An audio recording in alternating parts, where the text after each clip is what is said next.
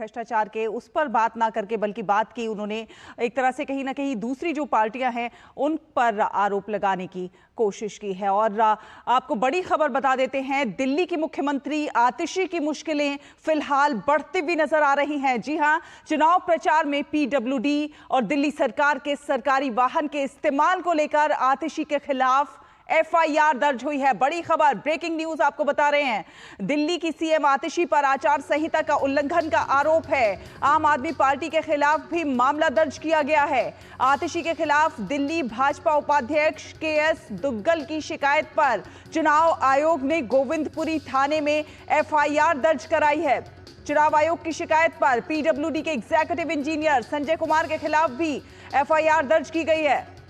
आतिशी पर निजी काम के लिए सरकारी वाहन का उपयोग करने का गंभीर आरोप लगा है। साथ ही साथ आरोप यह भी लगा है कि आतिशी ने पीडब्ल्यूडी की गाड़ी से प्रचार की सामग्री कालकाजी विधानसभा के गोविंदपुरी में आम आदमी पार्टी के कार्यालय तक पहुंचाने का काम किया। कालकाजी जिला निर्वाचन अधिकारी की शिकायत पर दिल्ली पुलिस ने आतिशी के खिलाफ एफआईआर दर्ज की है। तो ब्रेकिंग न्यूज, बड़ी खबर आपको बता रहे हैं, दिल्ली के सीएम के खिलाफ एफआईआर दर्ज हुई है। आचार संहिता के उल्लंघन का मामला है। सरकारी वाहन के इस्तेमाल को लेकर आतिशी के खिलाफ ये एफआईआर दर्ज हुई है। तो बड़ी खबर इस वक्त की। और ज्यादा जानकारी के साथ हमारे संवाददाता अमरेंद्र गुप्ता हमारे साथ जुड़ गए हैं। अमरेंद्र, दिल्ली की सीएम आतिशी पर आचार संहिता के उल्लंघन का आरोप लगा है और अभी हम अरविंद केजरीवाल की प्रेस कॉन्फ्रेंस देख रहे थे, उसमें उन्होंने इन किसी आरोप पर कोई जवाब नहीं दिया, बल्कि उन्होंने आरोप प्रत्यारोप करने का ही काम किया है।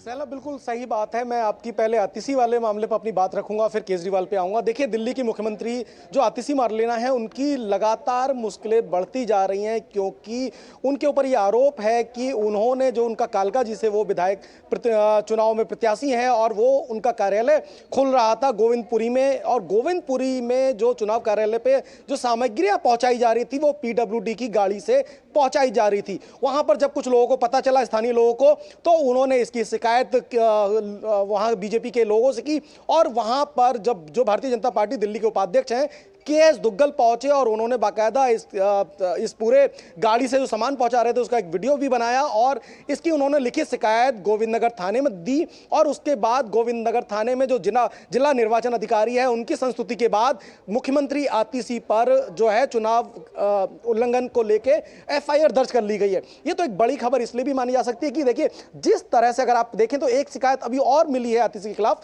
जिसमें कल उन्होंने एक रोड शो किया था और रोड शो में कल वो नामांकन करने जा रही थी। हालांकि वो नामांकन के जो उनका नियत समय था 3 बजे तक, वो नामांकन स्थल पर पहुंच नहीं पाए। लेकिन जो रोड शो, एक बड़ा 4 घंटे का रोड शो, उसमें यह आरोप है आतिशी पर कि जो गाड़ियां चल रही थी वो भी सरकारी गाड़ियां थी, यानी कि पीडब्ल्यूडी सहित कई सरकारी विभाग की गाड़ियां पीछे काफिले पे चल रही थी। तो इसकी भी एक शिकायत अभी दी गई है गोविंदनगर थाने में। तो एक एफआईआर तो ऑलरेडी उनके ऊपर हो चुकी है, केएस दुग्गल जो उपाध्यक्ष हैं दिल्ली के और जो जिला निर्वाचन अधिकारी कालकाजी, उनके संस्तुति के बाद।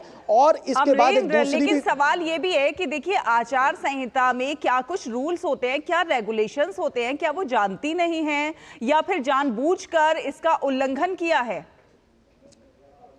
देखिए, सहला, सत्ता की हनक इसी को कहा जा सकता है कि अगर वो दिल्ली की मुख्यमंत्री है, वो जानती हैं कि वो सरकारी जो गाड़ियां हैं उनके कहने पे आ सकती है। और ये तो गंभीर मामला इसलिए भी बन जाता है क्योंकि गोविंदनगर जो उनका इलाका है, विधानसभा का इलाका है कालकाजी का, वहां पे उनका चुनाव का कार्यालय खोल रही थी। आम आदमी पार्टी का चुनाव कार्यालय खोलना कोई बुरी बात नहीं है, उनका काम है। लेकिन जो सामान और जो सामग्री पहुंचाई जा रही थी वो सरकारी वाहन से पहुंचाई जा रही थी और लगातार कई बार तक पहुंचाई गई। बाद में जब स्थानीय लोगों को पता चला, इस पर विवाद हुआ और ये थाने तक पहुंचा मामला और जिला निर्वाचन अधिकारी के संस्तुति पर उन पर एफआईआर। तो वो जानती है रूल्स ऑफ रेगुलेशन, और चुनाव जो आयोग है उसकी आचार संहिता इस समय दिल्ली में लागू है, तो ये बात उनको समझना चाहिए। लेकिन कहते हैं ना कि सत्ता की हनक, और ये पहला मामला नहीं। मैं एक मामला इनको बताता हूं कि आतिशी मारलेना की जो कैबिनेट में जो मंत्री हैं मुकेश अहलावत, कल रात को वो एक प्रचार के दौरान गए थे और जब वो प्रचार के दौरान गए तो उनसे किसी समर्थक ने, किसी व्यक्ति ने पूछा कि मंत्री जी ये बताइए कि मेरी गली कब बनेगी।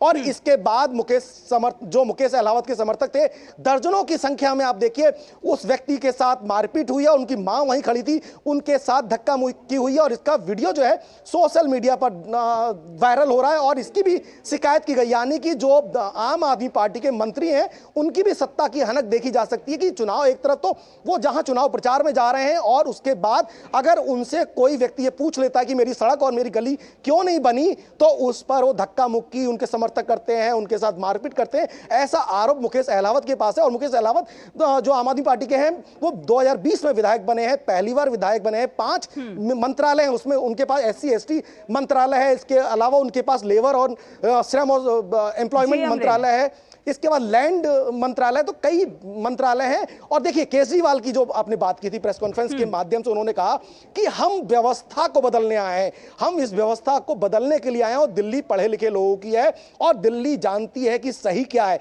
और यही बात लगातार दिल्ली की जनता भी पूछ रही है उनसे।